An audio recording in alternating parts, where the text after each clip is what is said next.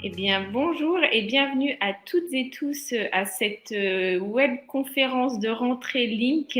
Laure et moi sommes ravis de vous retrouver autour de cette thématique qui nous tient à cœur, la recherche clinique, qu'on avait d'ailleurs déjà traitée lors de précédents webinaires que vous pouvez retrouver soit sur la chaîne YouTube de Patients en réseau, soit dans les vrais faux de la recherche clinique que j'avais fait avec le docteur Chantal de Croisette et qui sont sur la chaîne de 10 mois santé.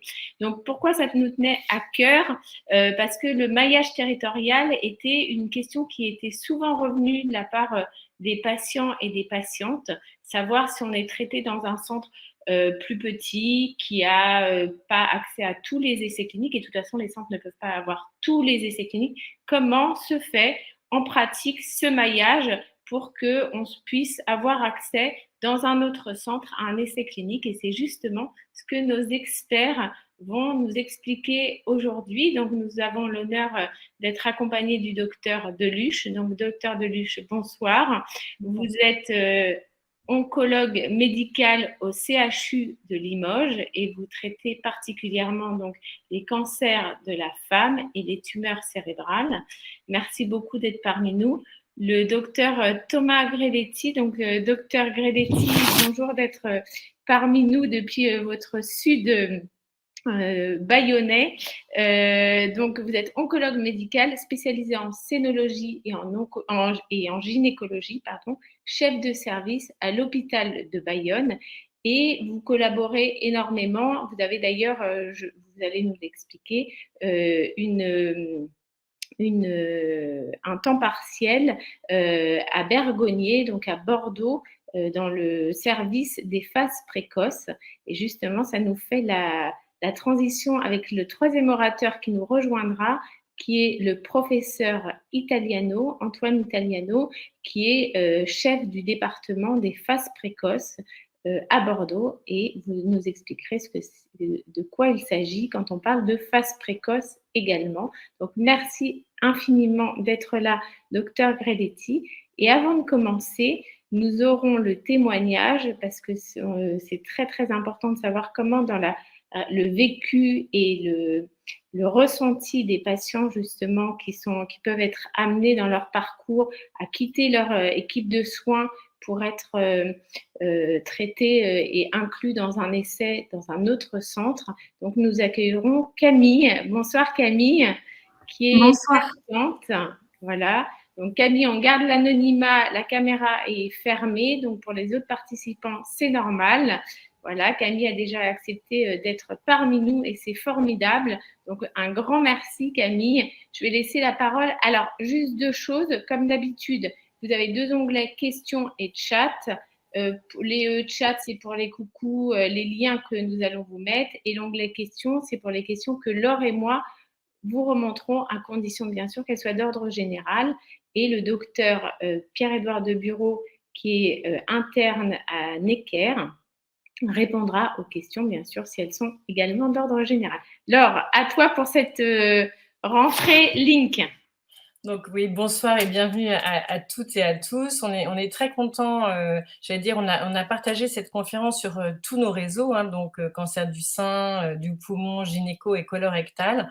Comme le disait Oriane, en fait, l'idée c'est de pouvoir répondre aux questionnements des personnes, les patients, les proches, savoir un petit peu comment ça s'organise. Nous, sur nos réseaux, on a beaucoup de patients qui habitent un peu partout sur le territoire, à la campagne, dans des petites villes, dans des grandes villes, en banlieue, qui sont soignés dans des centres très divers, des cliniques, des hôpitaux, des petits hôpitaux, des hôpitaux régionaux, des hôpitaux universitaires, des centres anti-cancer. Et en fait, c'est très important de comprendre comment vous travaillez, vous les médecins.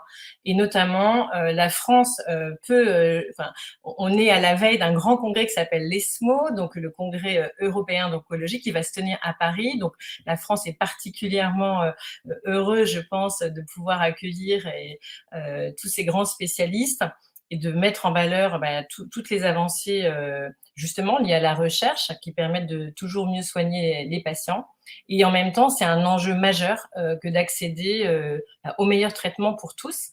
C'est dans l'ADN de notre pays, donc on va apprendre aujourd'hui à savoir comment accéder à cette fameuse recherche clinique un peu partout.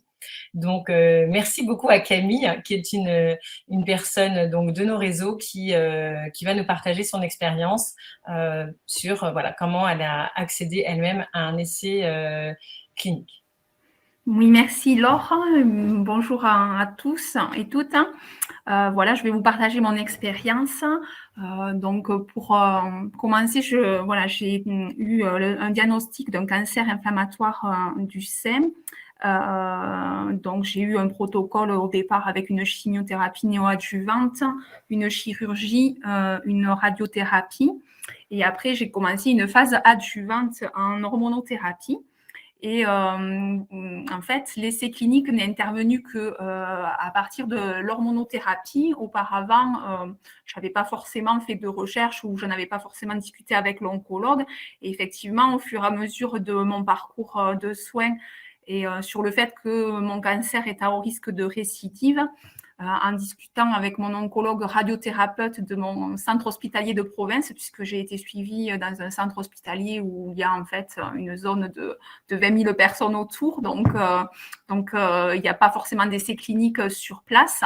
Et donc, je lui ai indiqué que pour moi, c'était important si c'était possible, de pouvoir rentrer dans un essai clinique, si je pouvais en fait diminuer encore plus mon risque de récidive, et si aussi ça pouvait effectivement aider d'autres patientes qui rentraient dans un parcours de soins, de pouvoir à un moment donné accéder peut-être à des traitements innovants qui ne sont pas à l'heure actuelle sur le marché, parce que je me disais finalement, moi j'ai eu en fait un protocole de soins et il a bien fallu qu'il y ait des personnes qui participent à des essais cliniques pour qu'à un moment donné, les différents types de chimio que j'ai pu avoir, ou ces personnes-là les ont testés, à un moment donné, ça a été utile et moi, je les ai maintenant. Donc, en fait, avec mon oncologue radiothérapeute, on a fait des recherches de chacune de notre côté. Donc, moi, j'étais allée sur le site de l'Institut national du cancer où on peut chercher effectivement par type de cancer du sein les essais cliniques qui sont ouverts. Et lors d'une consultation après une séance de radiothérapie, voilà, je l'ai informé que voilà, j'avais peut-être trouvé un essai clinique qui pourrait m'intéresser, puisque ça combinait de l'hormonothérapie avec une thérapie ciblée. Et voilà, donc elle était super heureuse pour moi. Et puis même, elle m'a dit, c'est vraiment la première fois que j'ai une patiente malade qui me propose vraiment elle-même de rentrer dans un essai et de peut-être trouver l'essai qui peut lui être adapté.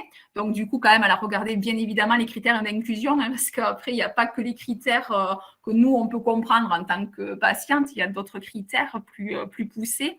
Et elle a pris contact avec le médecin investigateur du centre anti-cancer qui se situe à 200 km de chez nous, pour voir si je pouvais être reçue sur place.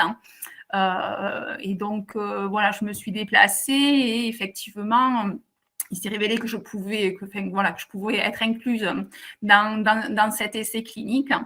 Et donc, au départ, j'ai eu en fait plusieurs bilans sanguins, et c'était un essai en fait de phase 3 randomisé. Donc, ça voulait dire que je pouvais être en fait dans l'essai clinique, mais sans recevoir la nouvelle thérapie ciblée. et que en fait je le saurais puisqu'effectivement c'était pas un essai contre placebo, que je pouvais vraiment savoir dans quel bras j'étais. Donc voilà, j'ai passé les différents essais. J'ai aussi bien évidemment informé mes proches, mon mari et mes enfants qui sont adolescents. Alors c'est vrai qu'au départ, ils étaient un peu surpris, et notamment un de mes enfants qui m'a dit « Mais maman, tu vas faire la souris de laboratoire ». Alors je dis « Non, c'est pas je ne suis pas à cette étape-là encore, c'est une étape beaucoup plus avancée ». C'est un médicament qui est déjà sur le marché puisqu'il était sur des phases métastatiques. Donc, il y avait quand même une connaissance des effets indésirables. Et là, c'est vraiment utiliser ce traitement-là sur les phases adjuvantes. Et donc, du coup, j'ai été bien soutenue finalement par mes proches, par mon médecin traitant et puis par mon oncologue radiologue. Et donc, j'ai pu intégrer l'essai clinique, et la randomisation m'a permis d'être dans le bras où je reçois la thérapie ciblée avec l'hormonothérapie. Donc, bon, évidemment, j'étais très heureuse. Même l'oncologue du centre anti-cancer était super content pour moi, parce qu'il m'a dit que c'était quand même une avancée majeure, surtout dans le cadre des cancers finalement à haut risque de récidive. Donc voilà, donc je me disais, ben voilà, je mets quand même... pour moi, c'est positif. Bon, après, on ne sait pas si effectivement le résultat final, mais c'était quand même très positif, et j'étais très heureuse.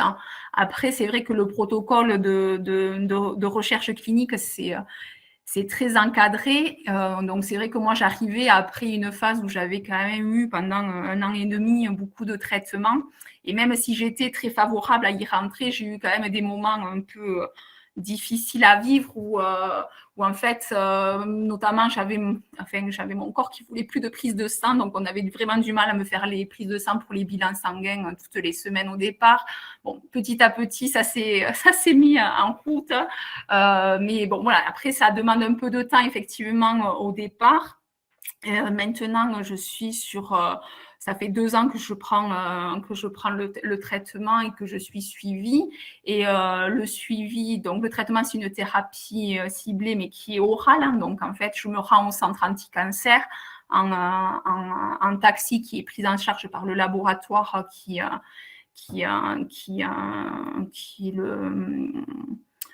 donne, enfin voilà, qui crée la thérapie ciblée. Et donc, du coup, maintenant, j'y vais 1 fois par trimestre. C'est quand même beaucoup plus léger. Après, j'ai un bilan sanguin mensuel à faire, et puis peut-être de temps en temps un peu plus suivant les résultats du bilan sanguin. Mais après, voilà, moi, je suis en fait heureuse d'y participer à cette recherche clinique, et je trouve que c'est important pour soi, mais c'est aussi important en fait pour l'ensemble des futurs patients, et puis évidemment pour les chercheurs aussi, pour pouvoir toujours progresser dans les traitements, et pouvoir mettre en place des traitements aussi qui sont peut-être mieux supportés, puisque c'est vrai qu'une thérapie orale comme moi je prends, c'est quand même plus simple que de se rendre en hôpital de jour pour faire de la chimio. Après, il y a effectivement des effets secondaires, mais les effets secondaires sont très gérables, et j'ai des contacts, que ce soit avec le service de recherche clinique, mais aussi avec mon médecin traitant, parce qu'en fait, mon médecin traitant est aussi partenaire dedans. Donc, c'est vrai que c'est important d'avoir en fait une équipe médicale qui communique entre elles, surtout quand ils sont éloignés, qui communique bien aussi avec le patient, pour que nous, on puisse se sentir en sécurité, et qu'on puisse aussi rassurer nos proches.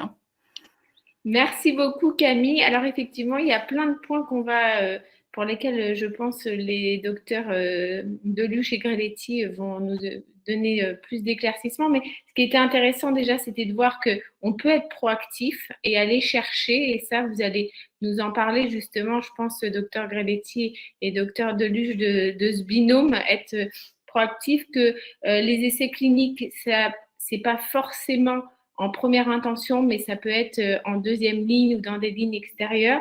Ce qui était intéressant aussi, c'est qu'il faut éduquer aussi les proches, finalement. C'est quand on n'a pas nous-mêmes d'appréhension, les proches peuvent en avoir. Et puis après, c'est tout ce réseau. Alors, il y a le réseau, bien sûr, entre l'équipe soignante et l'équipe qui va faire l'essai clinique, mais aussi le réseau de proximité avec le médecin traitant. Et ça, c'est très important. Laure, s'il y a d'autres points que tu voulais aborder avant de laisser la parole au docteur. Je pense qu'on va laisser justement le docteur Deluche nous donner son expérience et nous expliquer quelque chose. Peut-être rappeler les phases des essais thérapeutiques, puisque dans le témoignage de Camille, c'était intéressant de voir qu'elle était rentrée dans un essai à la fin de ses traitements, de cancer du sein, dans une prise en charge, on pourrait dire classique. Donc, est-ce que vous pouvez nous rappeler en général ça, et puis donc nous dire, vous, à Limoges, comment ça se passe, et puis après, avec le docteur Grelletti. Merci. Donc, merci beaucoup. Je remercie beaucoup Camille pour son témoignage parce que ça va parfaitement illustrer le début de mon propos et je trouve que c'est très positif la manière dont c'est présenté et je trouve qu'on aimerait plus souvent entendre voilà, des visions comme ça très positives des présentations d'essais cliniques. Donc, effectivement, il y a plusieurs types d'essais, mais peut-être que Thomas, qui est plus sur les essais passes précoces, en parlera. Donc, je voudrais, si ça ne vous embête pas, juste rebondir sur ce que Camille a dit, sur 2 points qui sont très importants, je pense. C'est un peu cette connexion qu'il y a entre le médecin et le patient. Et je trouve qu'il y a justement un changement de paradigme par rapport à ce qui a pu se passer des générations avant, où c'était très descendant, c'est-à-dire c'était le médecin qui proposait et le patient qui devait accepter. Et ça commence tout juste, mais il y a quand même un peu plus de signaux par rapport à ça, où les patients commencent à nous dire « mais moi, j'ai lu telle ou telle chose, je me suis renseignée ». Et je trouve que c'est hyper positif d'avoir cette interaction avec les patients. Et très souvent, moi, je propose à mes patients en disant si vous trouvez quelque chose, dites-le nous. Et c'est vraiment une collaboration. Je pense qu'on ne peut bien prendre en charge que les patients, que si on arrive à travailler de manière synchrone et que les patients, surtout, n'aient pas peur de dire moi, je suis effectivement dans un centre hospitalier, on a la chance d'avoir beaucoup d'essais cliniques, mais pas tous les essais cliniques. Eh bien, ils nous disent si moi, je vais dans un autre centre, est-ce que vous allez mal le prendre? Est-ce que vous continuerez à me suivre? Et souvent, c'est la première angoisse qui va les freiner. Donc, on rassure tout le monde. Nous, on est ravis de pouvoir envoyer nos malades faire des essais cliniques. Comme on dit, nous, on ne veut pas garder nos patients jusqu'au bout, coûte que coûte. Ce qu'on veut, c'est qu'ils soient soignés, qu'ils aient les meilleurs traitements. Et si ça passe par aller ailleurs, eh bien, il faut aller ailleurs. Moi, dans ma population de patientes que je prends en charge, c'est plutôt 90% des cas où c'est moi qui vais proposer des essais cliniques et que 10% des malades qui vont venir en me disant moi, j'ai trouvé ou tel essai. Et je pense que c'est important que ce chiffre s'inverse. Donc, j'avais remis quelques petites photos de Limoges parce que ce n'est pas forcément connu de tous. Moi, je ne suis pas très loin de Bordeaux. On n'est pas un périphérique de Bordeaux, c'est vraiment un centre à part. Donc, vous avez le CHU, puis à côté, c'est notre monument emblématique qui est la gare de Limoges. Voilà, c'est juste un petit clin d'œil pour les gens de la région de Limoges. Donc, je vous disais, voilà, c'était 90%. Et puis, l'autre chose aussi hyper importante que Camille a dit, cette vision de on est le cobaye, ça commence à disparaître. C'est-à-dire les patients se rendent de plus en plus compte qu'on n'est pas toujours un cobaye quand on fait un essai clinique et surtout que ça peut arriver très tôt. Parce qu'avant, on avait un peu la vision de l'essai clinique qu'on le propose quand il n'y a plus rien à faire et qu'en gros, on n'a pas de traitement classique, on est un peu foutu et on nous donne le traitement de la dernière chance. Et au contraire, maintenant, de plus en plus tôt, il faut proposer des essais cliniques. Et ce n'est pas du tout péjoratif de le proposer dès les premières lignes de traitement. Et ça, c'est un message hyper important. C'est-à-dire, si un médecin vous propose un essai clinique très tôt dans la prise en charge, eh bien, c'est plutôt très positif parce que ça veut dire qu'on va pouvoir optimiser soit la possibilité de rémission, soit de prolongation de l'efficacité du traitement.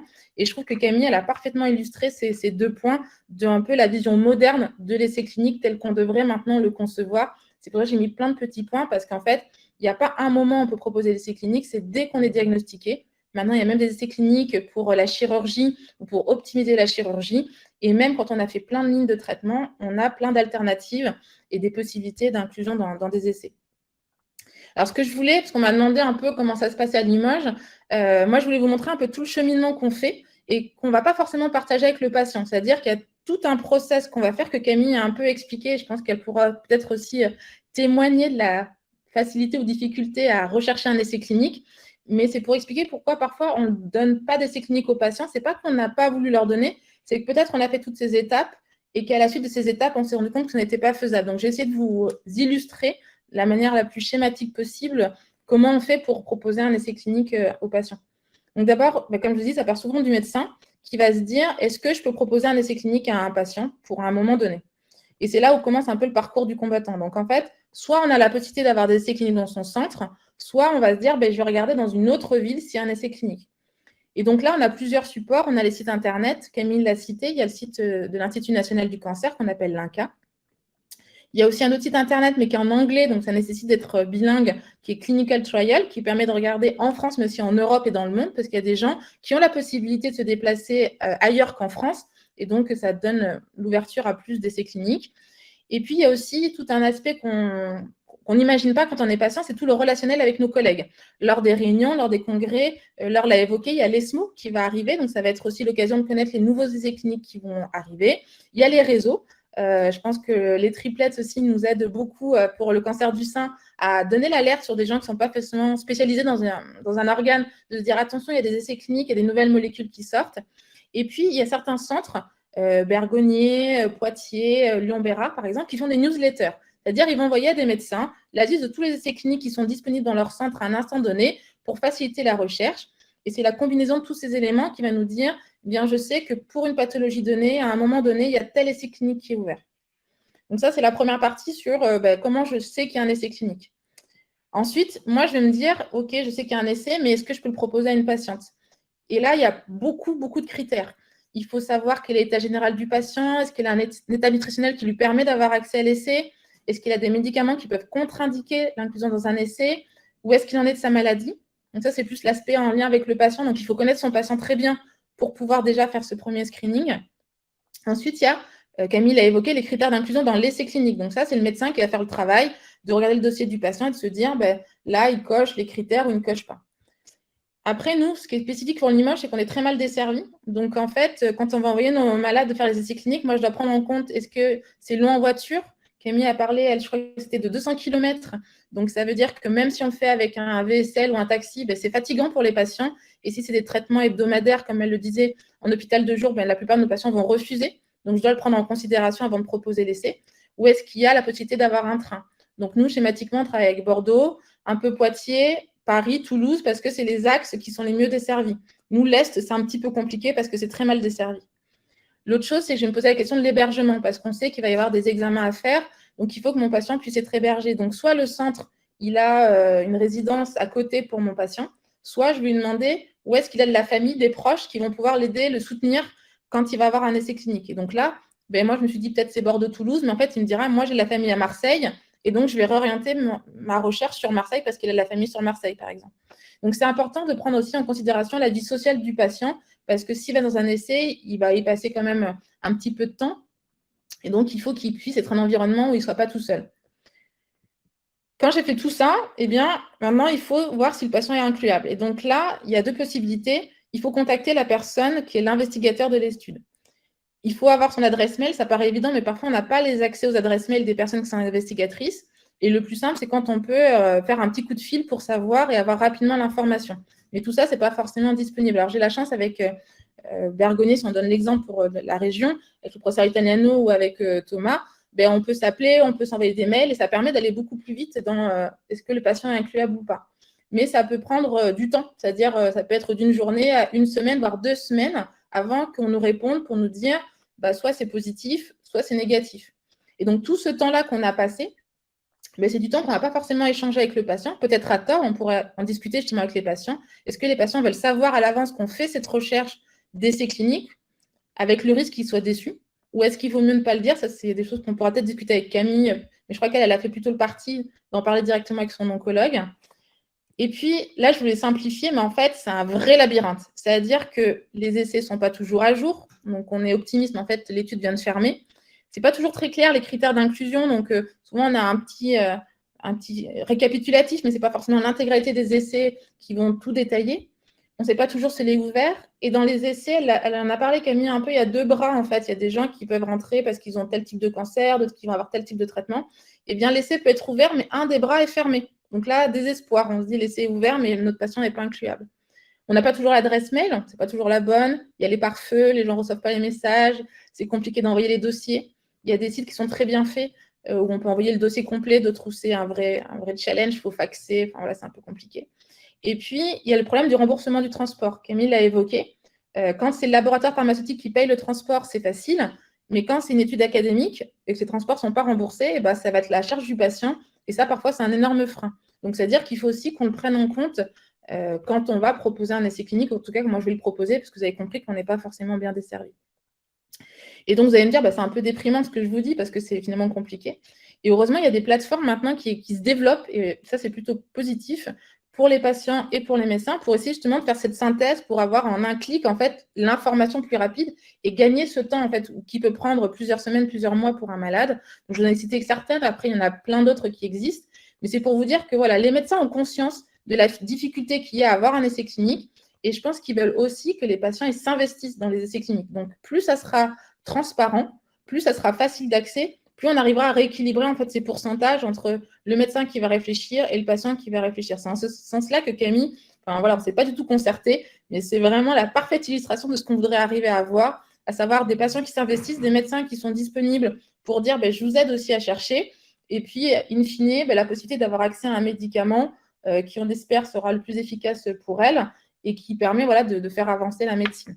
Donc voilà, moi, c'est un peu comme ça que je fais les essais cliniques. J'avoue, je ne le dis pas toujours à mes patients sur comment je m'organise.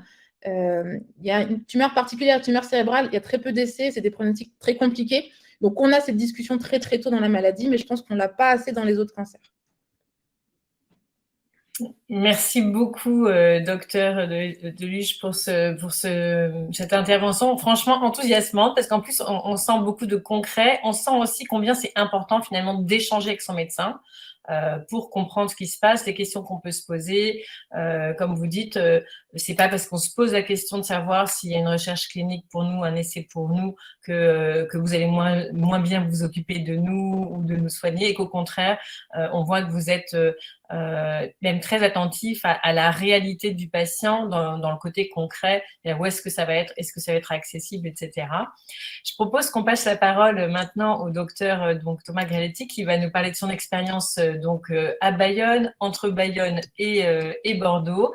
Et voilà, donc à vous la parole sur votre expérience et comment vous vous organisez dans votre secteur et pour vos patientes. Merci beaucoup, bonsoir à toutes et à tous.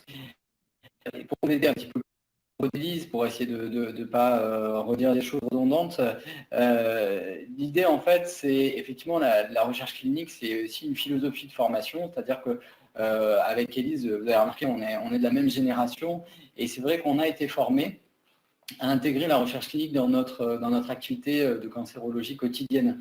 Et donc, me concernant, moi, je réfléchis toujours, en fait, quand je suis devant une situation donnée, est-ce que j'ai un essai thérapeutique sur place disponible pour ma patiente? C'est la première étape. Alors ça, la patiente, elle ne le voit pas, parce que la plupart du temps, il faut être réaliste, la réponse est non. Donc, si la réponse est non, on ne va pas proposer quelque chose de négatif à la patiente en disant « je n'ai pas d'essai thérapeutique pour vous ». Par rapport, par exemple, à la progression que vous présentez, vous voyez, c'est une présentation un petit peu étonnante de partir sur quelque chose qu'on ne peut pas proposer, alors que, évidemment, il n'y a pas d'essai thérapeutique qui répondent à toutes les situations cliniques. Donc ça, c'est une première chose. Donc c'est vrai que la non-information, des fois, ce n'est pas le fait que l'oncologue n'a pas réfléchi à la possibilité d'un essai thérapeutique, mais peut-être tout simplement qu'il n'a pas de proposition à vous faire, et donc qu'il va directement passer sur une proposition standard. Je le rappelle, un traitement standard, c'est un traitement qui a été validé justement dans un essai thérapeutique ou dans des essais thérapeutiques. Donc par définition, ce n'est pas un mauvais traitement. Et un traitement dans le cadre d'un essai thérapeutique, si on fait un essai, c'est qu'on doit prouver qu'il est meilleur qu'une prise en charge standard. Et donc, on peut être déçu. Des essais thérapeutiques négatifs, ça existe, bien entendu. On a développé des médicaments qui n'ont pas fait la preuve de leur supériorité par rapport à des chimiothérapies, par exemple, etc. Bien évidemment, la recherche clinique, du côté médical, c'est très stimulant aussi, parce que c'est la possibilité d'offrir des lignes thérapeutiques supplémentaires, des possibilités thérapeutiques supplémentaires, avec des molécules qui, on le sent, sont bien plus intéressantes sur le plan biologique pour aller attaquer tel ou tel cancer dans telle ou telle situation. Donc voilà, on y va directement, en tout cas pour moi c'est sûr. Et puis comme le disait Élise, il y a deux niveaux, il y a le niveau local. Moi je suis dans un centre qui n'est pas un très gros centre par rapport à un centre de lutte ou un CHU, mais on a de la recherche clinique localement, donc ça c'est hyper important. de le savoir que c'est faisable en fait, hein, tout dépend de la volonté. Alors ça nécessite un service de recherche clinique, ça nécessite voilà, d'avoir un pharmacien formé à la recherche clinique, des ARC, une infirmière de recherche clinique, etc. etc. Mais c'est faisable.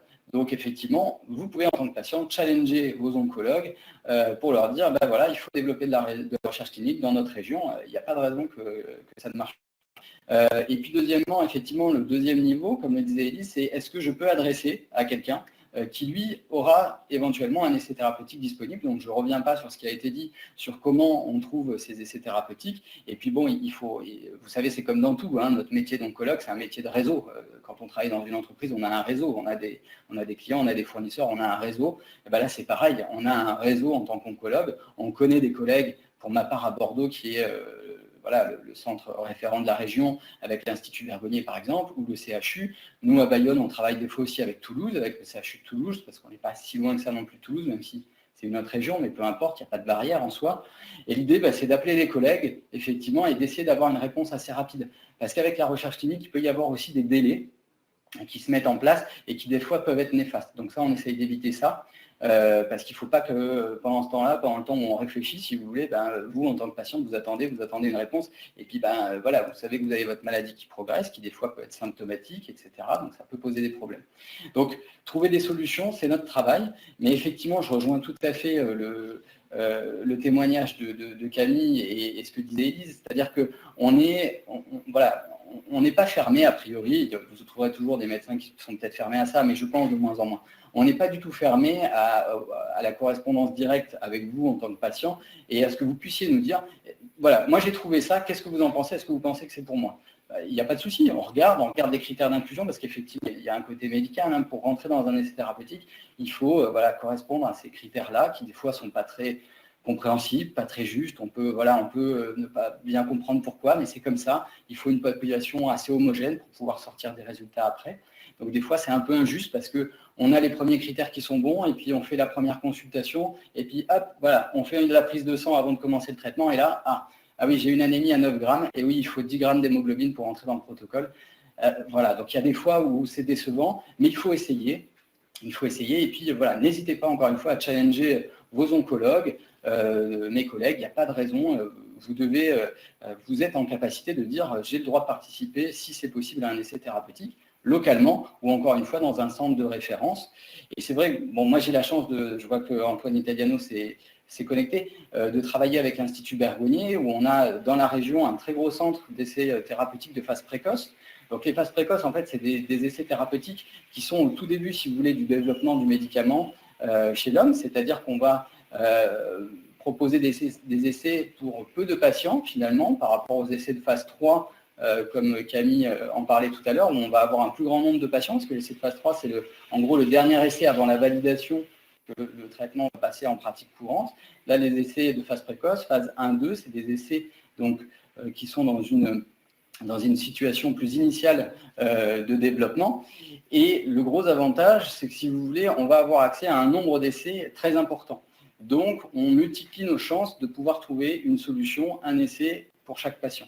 Donc, encore une fois, savoir référer à des centres spécialisés, oui, ça peut aider pour inclure des patients, bien évidemment, dans des essais thérapeutiques. Donc, il y a des possibilités. Après, la recherche clinique évolue vite, les essais thérapeutiques, ça ouvre, ça ferme, c'est-à-dire qu'une fois qu'on a un nombre de patients, l'essai est terminé, on va attendre l'analyse et puis on ne pourra plus mettre le patient dedans. Donc, il est possible des fois que vous voyez un essai thérapeutique et puis entre-temps, quand l'essai thérapeutique est disponible, il y en aura peut-être d'autres. Et encore une fois, et peut-être pour conclure, on est dans une période assez intéressante puisqu'on a la chance de vivre une période où on a beaucoup de molécules en développement, beaucoup de nouvelles catégories de traitements qui sont en train d'arriver dans nos pratiques cliniques et qui du coup génèrent un grand nombre d'essais thérapeutiques. Je pense notamment dans le cancer du sang, mais aussi dans d'autres cancers, à des molécules qu'on appelle les anticorps drogues conjugués, qui sont probablement ce qui va remplacer la chimiothérapie à l'avenir.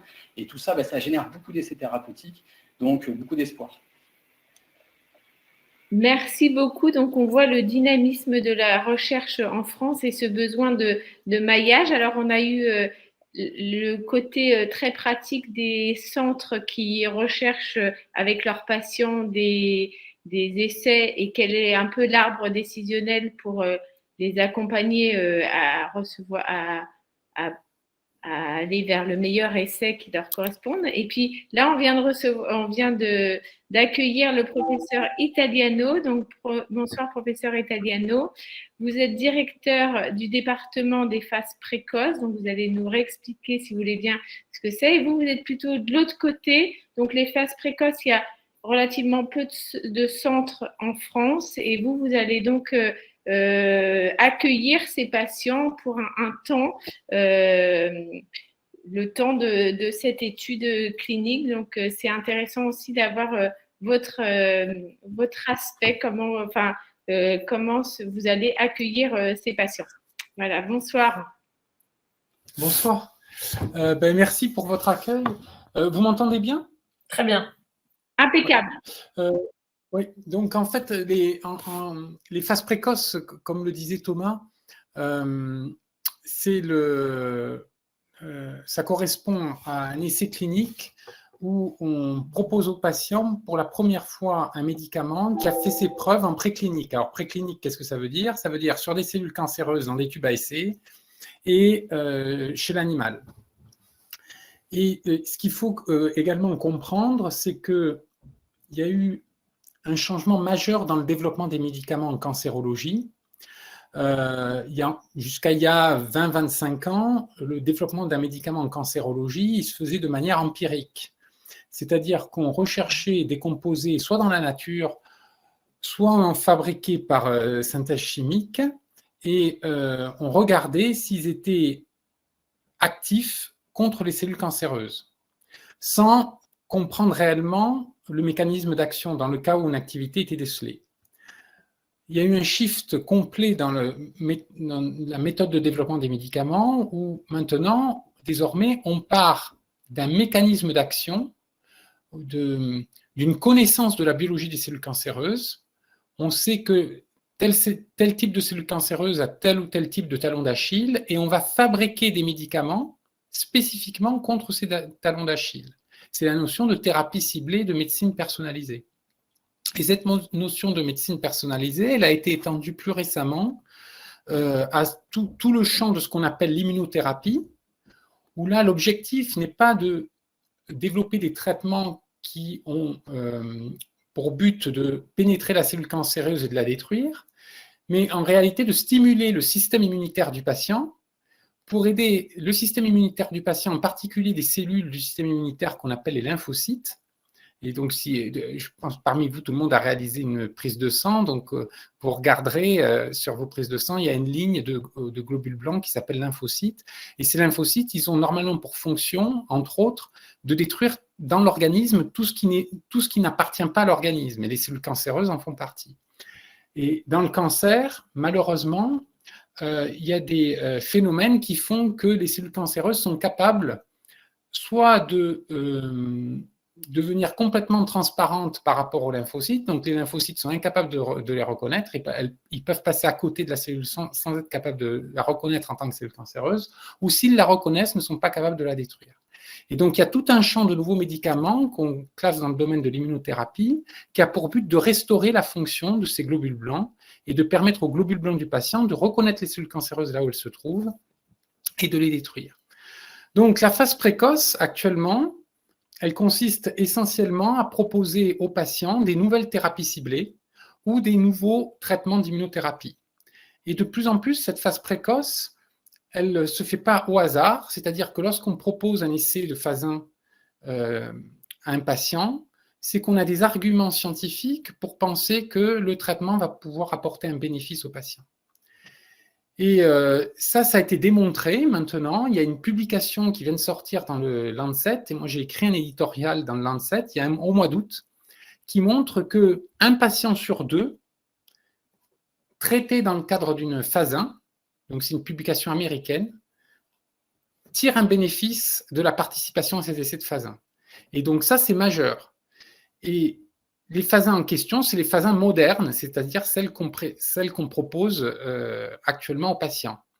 Cette proportion de 50%, il y a 25 ou 30 ans, elle n'était que de 5%, justement parce que les traitements qu'on proposait à l'époque, qu'on développait à l'époque, étaient des traitements complètement empiriques, qu'on proposait aux patients sans savoir comment ça marchait réellement. Donc, la participation, lorsqu'on propose à un patient un essai de phase 1, c'est vraiment, en fait, il y a l'objectif principal, c'est quand même un objectif de soin, c'est-à-dire qu'on le propose au patient parce que, comme le disait Thomas tout à l'heure, l'objectif, c'est de lui proposer une cartouche de traitement supplémentaire par rapport au traitement standard. La limite de cette approche, c'est que pour qu'un patient puisse participer à un essai de phase 1, il faut qu'il soit en bon état général, il faut qu'il réponde à certains critères d'éligibilité.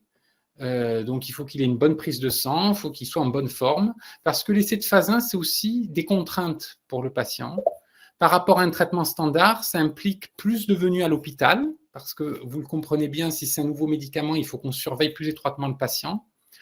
Donc, plus de rendez-vous à l'hôpital, plus d'examens. Donc, il y a des contraintes quand même. Et donc, contraintes qui sont d'autant plus importantes si le patient habite loin de l'hôpital où se fait cette phase 1.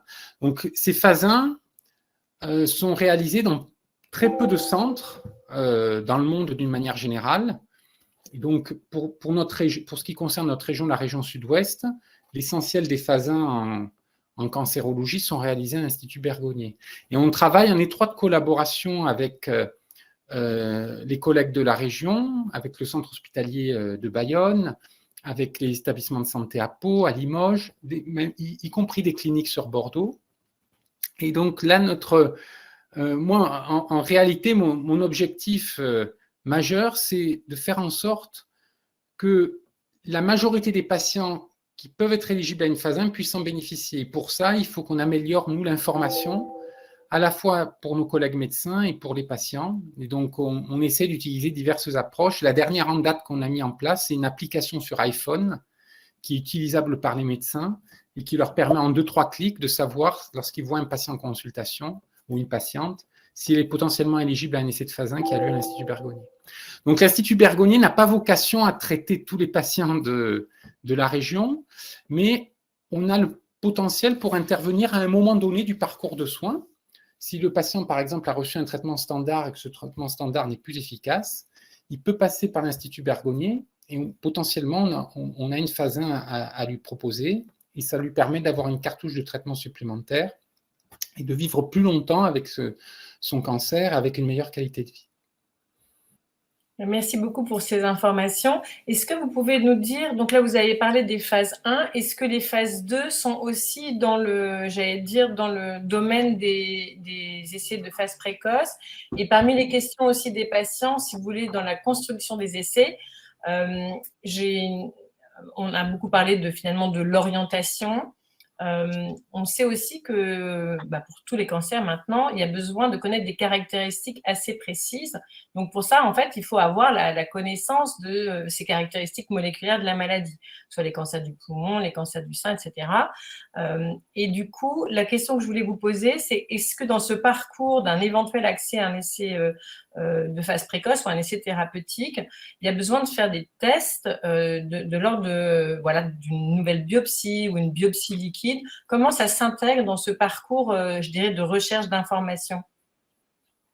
Alors, c'est une très bonne question. Alors, d'abord, pour la première partie de la question concernant les phases 2, en fait, il y a de moins en moins de phases 2 en cancérologie et le développement des nouvelles molécules s'est accéléré.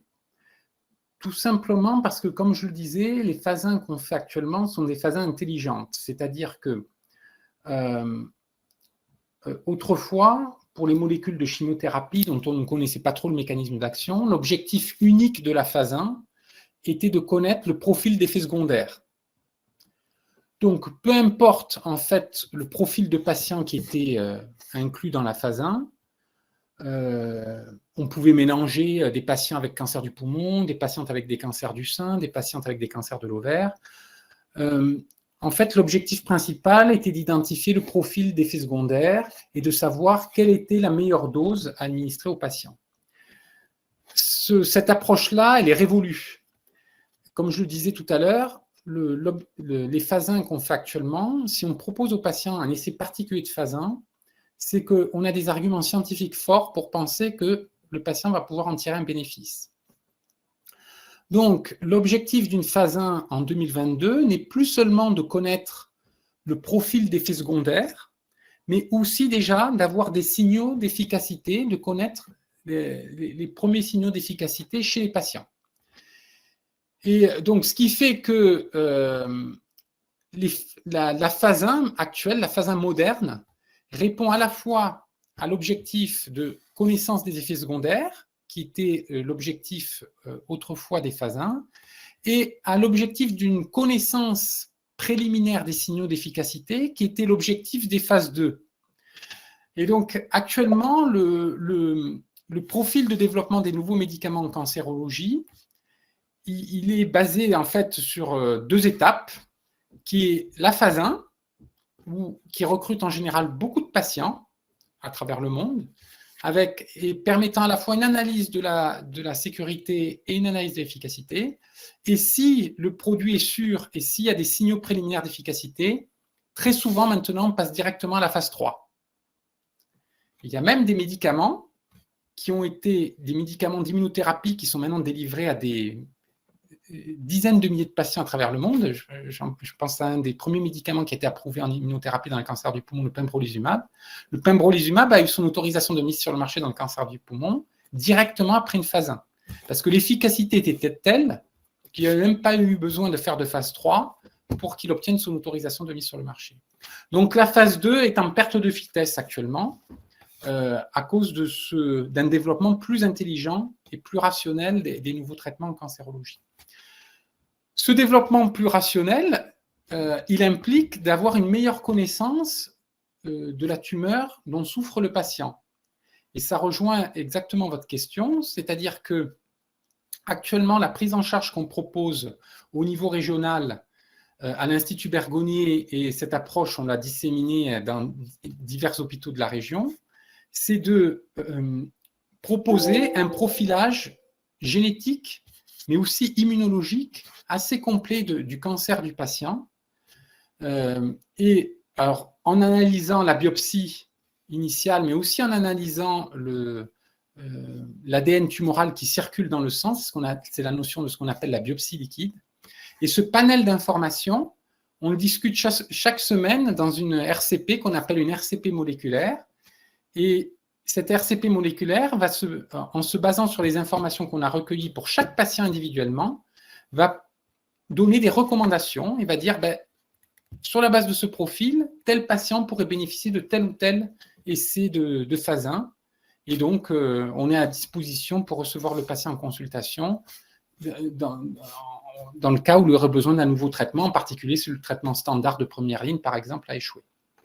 Donc, pour répondre à votre question, oui, la prise en charge d'un patient dans le cadre d'un essai clinique repose sur une connaissance très pointue de la biologie de son cancer, et ça passe par un profilage. Donc, au niveau régional, on a un protocole qui s'appelle BIP, Bergonié Institute Profiling, qui pendant très longtemps n'a été ouvert qu'à l'Institut Bergonié, et qui maintenant est ouvert dans d'autres hôpitaux de la région, dans le service du Dr Grelty à Bayonne, dans des cliniques à Bordeaux, la clinique Bordeaux-Nord, la clinique Tivoli, la clinique Marzé à Pau.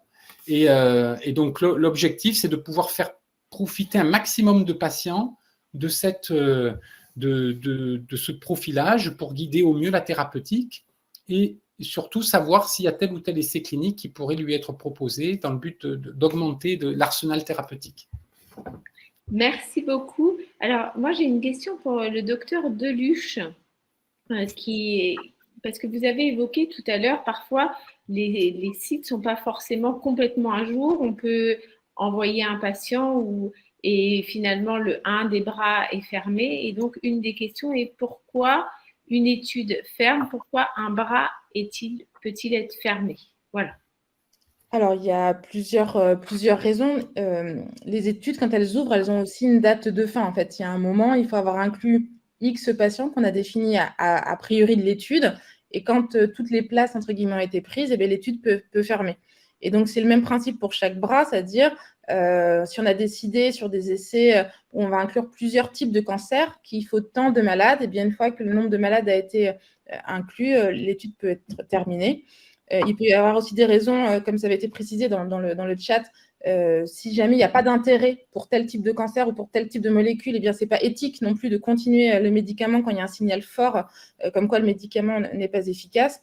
Donc, il y a plusieurs raisons qui peuvent dire que laisser faire, mais il faut différencier. Quelqu'un l'a précisé dans le chat, c'est pas parce que l'étude est fermée que le patient n'a plus le traitement. C'est-à-dire qu'il est fermé aux inclusions, mais les patients qui répondent au traitement continuent à avoir la molécule. Donc, finalement, on ne peut plus inclure les patients, mais d'autres patients continuent à en bénéficier pendant plusieurs années. Quelqu'un l'a précisé dans le chat. Il est encore sous traitement dans le cadre d'une phase 2. Et je voulais rebondir par rapport à ce que le professeur Italiano a dit. Effectivement, nous, on n'a pas forcément les CBIP sur Limoges, mais il y a certains CHU qui permettent en fait de payer en fait ce profilage moléculaire. Et je pense que c'est important pour les patients aussi de se dire que quand on repropose des biopsies, eh bien, c'est important de pouvoir accepter aussi, même si c'est contraignant pour les patients, on en a tout à fait conscience, justement pour guider en fait dans le diagnostic et les adressages vers Bordeaux. Par exemple, nous, nos patients ils bénéficient de biopsies liquides et après on les envoie vers l'Institut Bergonié, ce qui nous permet de gagner un petit peu de temps. On en a parlé par rapport à ce délai qui peut s'allonger. Donc après, il faut se renseigner dans chacun dans le centre qui vous prend en charge, parce qu'il y a aussi peut-être des solutions qui sont proposées pour faciliter les prises en charge et les inclusions dans les essais cliniques. Moi, j'avais aussi une question qui est un peu une transition entre ces essais cliniques de phases diverses et ce qu'on appelle les accès précoces. En fait, pour que vous nous expliquiez, notamment en tant que soignant, on voit bien que pour entrer dans un essai, je vais avoir des critères extrêmement j'allais dire serré pour pouvoir y accéder. Et finalement, il y a une étape qui n'est pas systématique pour certains médicaments entre les essais thérapeutiques, les essais cliniques et puis l'accès, j'allais dire, officiel aux médicaments pour tous les Français qui correspondent à telle ou telle indication.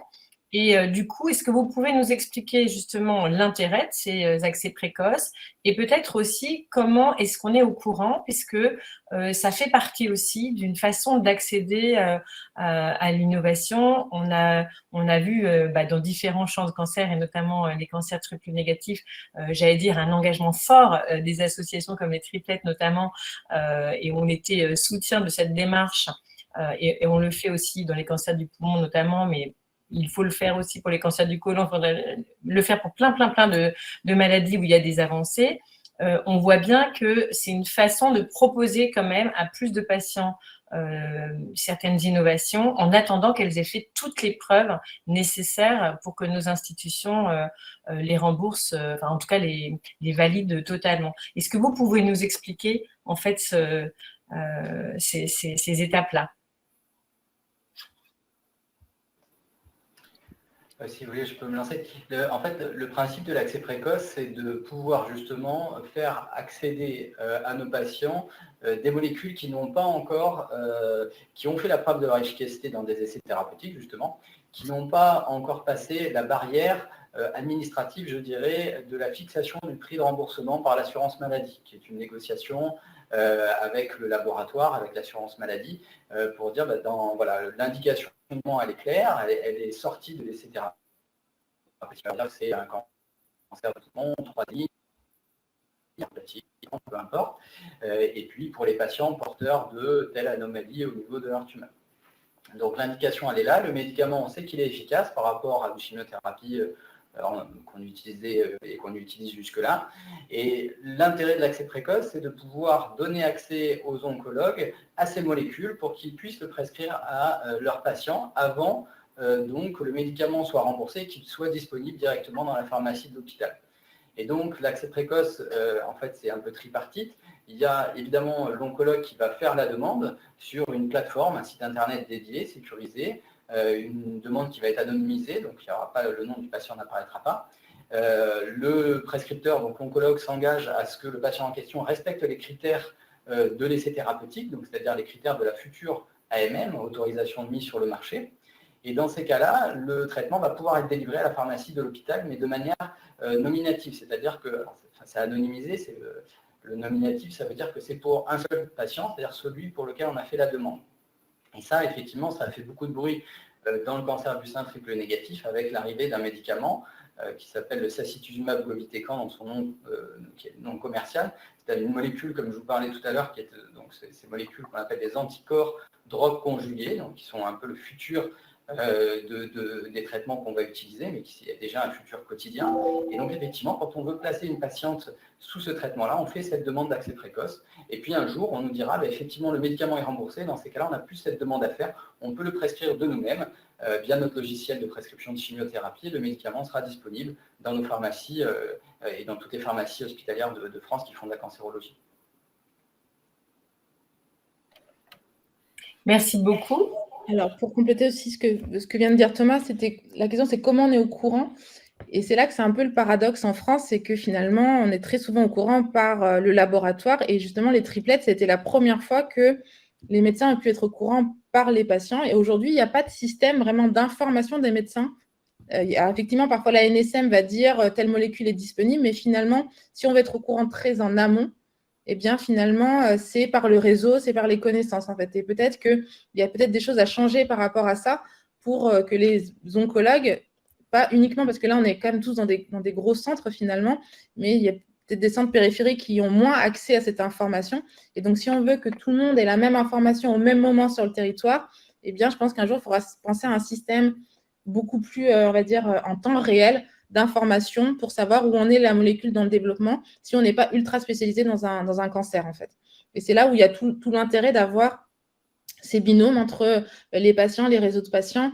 Et puis, il y a aussi une autre partie dont on ne parle pas, c'est les médicaments qui ne sont pas pris en charge. Je pense par exemple au cancer du col, avec justement des groupes bordelais qui essayent justement de faire en sorte que les médicaments soient remboursés.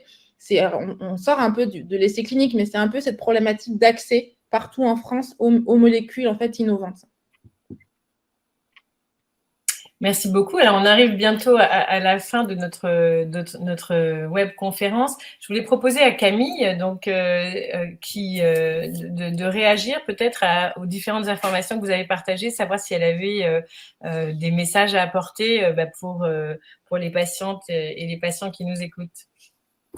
Oui, alors moi je rajouterais qu'effectivement le partenariat avec le médecin, parce que moi j'estime qu'effectivement, enfin voilà, d'être en fait un peu actif et vraiment d'être dans le partenariat avec son équipe soignante, c'est je pense ce qui permet de bien comprendre aussi notre type de cancer, les traitements qui nous sont proposés et justement comprendre qu'il n'y a pas que les traitements classiques qui peuvent nous être proposés, mais aussi d'autres traitements.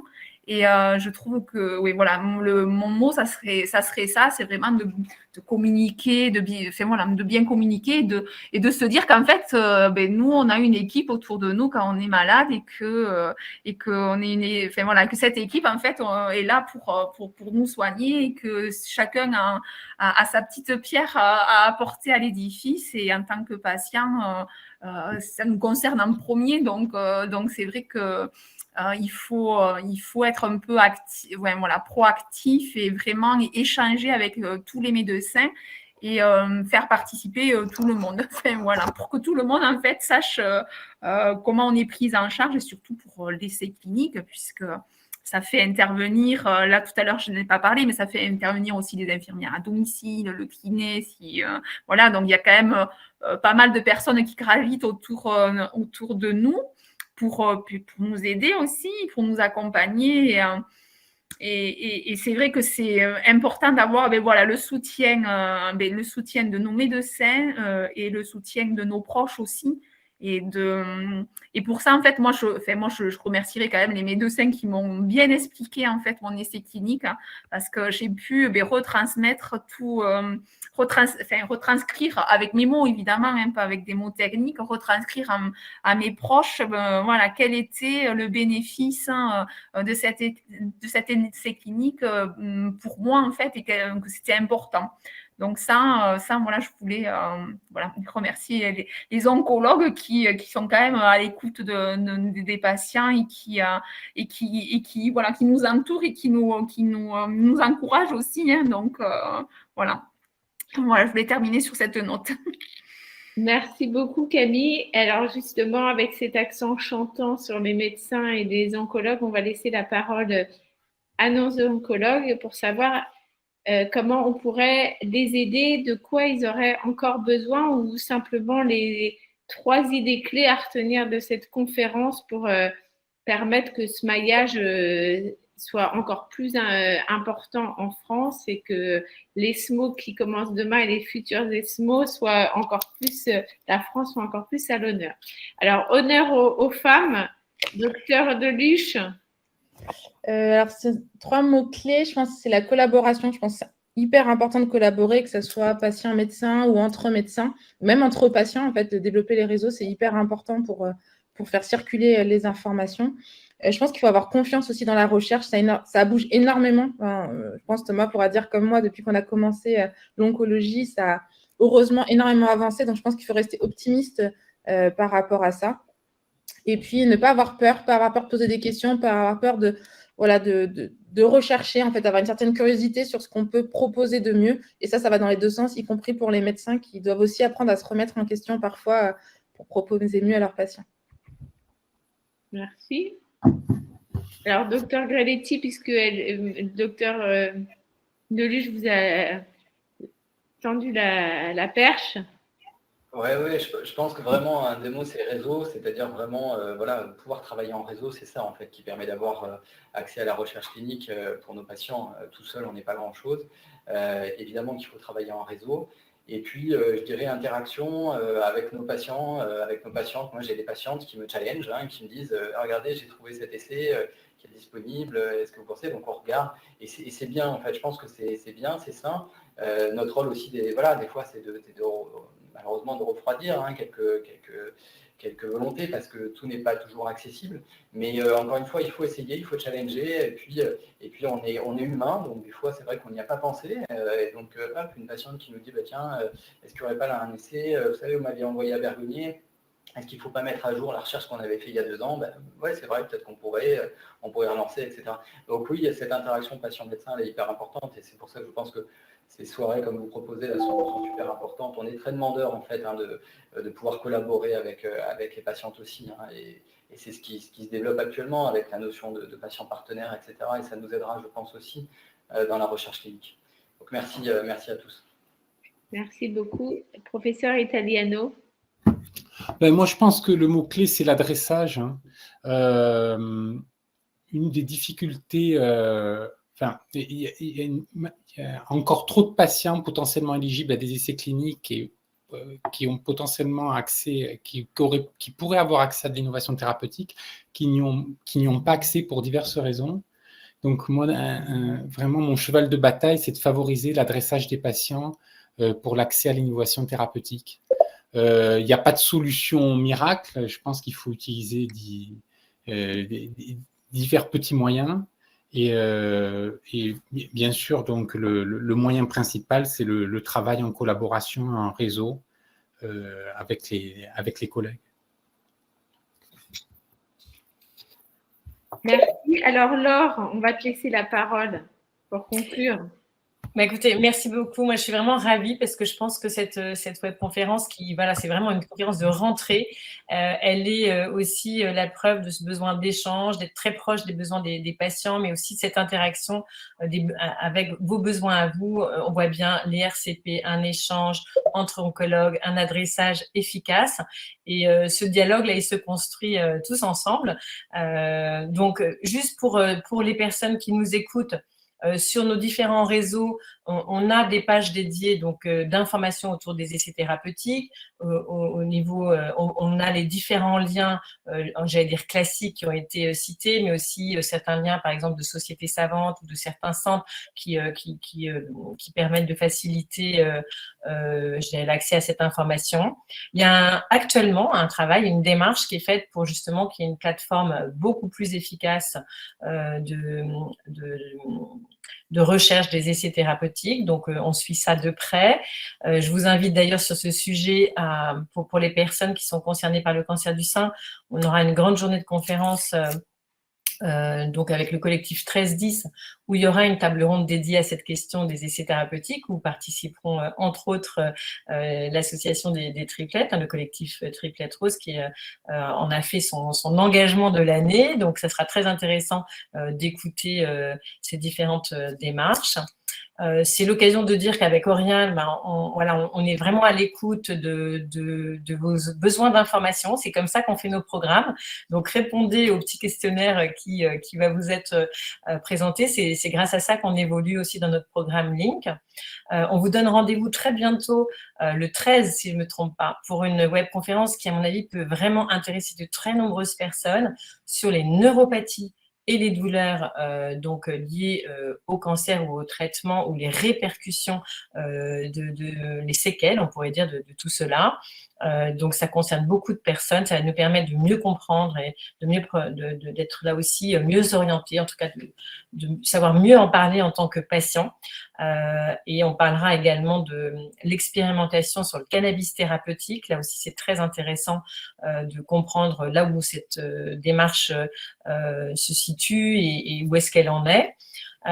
Et puis, je rappellerai volontiers que nous sommes au mois de septembre. Alors, septembre a plusieurs couleurs. C'est septembre d'or pour le soutien au cancer pédiatrique. C'est septembre rouge pour les cancers hématologiques. Mais c'est aussi septembre turquoise, donc qui concerne les patients touchés par des cancers gynécologiques. On en parle souvent moins. C'est des parcours où les patientes sont finalement moins nombreuses dans chaque pathologie, cancer du col de l'utérus, cancer de l'endomètre, cancer des ovaires, et puis des cancers plus rares, vulve, vagin, cancer rare en général en gynéco. C'est très important d'en parler.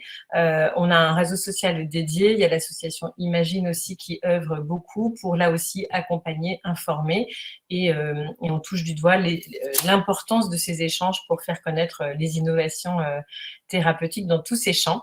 Voilà, donc si vous connaissez des femmes concernées, n'hésitez pas à en parler. Et puis, parlons aussi, j'allais dire, dépistage et prévention. Le cancer du col, c'est un des seuls qu'on peut prévenir avec la vaccination des filles et des garçons. Et puis, un suivi gynéco, donc pour toutes les jeunes femmes, les femmes de tous les âges, avec une évolution, c'est-à-dire soit un frottis, soit un test HPV qui va permettre avec le gynéco ou votre médecin d'affiner votre besoin de suivi. Tout ça, c'est une chance en fait d'avoir un dépistage organisé, donc il faut en profiter. Et il faut aussi savoir que si vous n'avez pas de gynéco ou plus de gynéco, les sages-femmes peuvent tout à fait aujourd'hui participer à ces démarches de suivi des femmes pour éviter ou trouver le plus tôt possible ces cancers et les soigner. Voilà, c'est, je pense. Donc, à très, très vite pour une prochaine conférence. Et merci à tous nos intervenants. Et merci Camille aussi pour ce témoignage très concret qui est très précieux pour se rendre compte que c'est possible. Merci Camille, merci Docteur Deluche et à très vite.